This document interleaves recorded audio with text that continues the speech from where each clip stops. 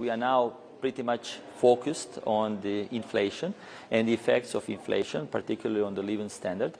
But as we can all witness, and the decisions done by ECB, where we are all trying to balance between measures against inflation, not to harm too much our economic performance and development. And that's what I would also, in a way, as a finance minister present around the table, also strongly advocate that despite all of our measures, which are very much focused on keeping inflation under certain, whatever we call it, control, and balancing and reducing or easing these pressures on living standard and employment, and overall economic activity is equally, I would say, important. That's why I would say that individually, but also jointly, we need to act very prudently.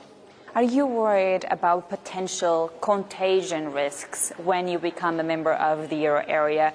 The ECB seems to be addressing fragmentation risks at the moment. Are you concerned that you might be impacted by that? Well, yeah, we followed yesterday's decisions, and we know and follow what is happening at the world financial and overall markets.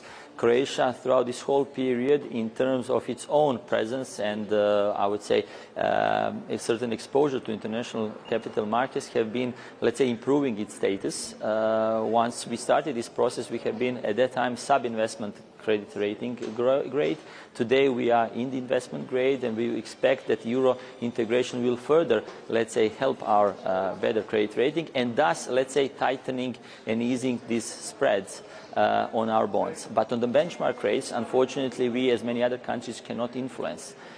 So we are non-stop, not only these days, when this, as we all say, circumstances are happening, following our spreads and comparative analysis vis-à-vis other countries. And very, very big focus of our measures in the prudent, let's say, execution and management of public debt was already done as such.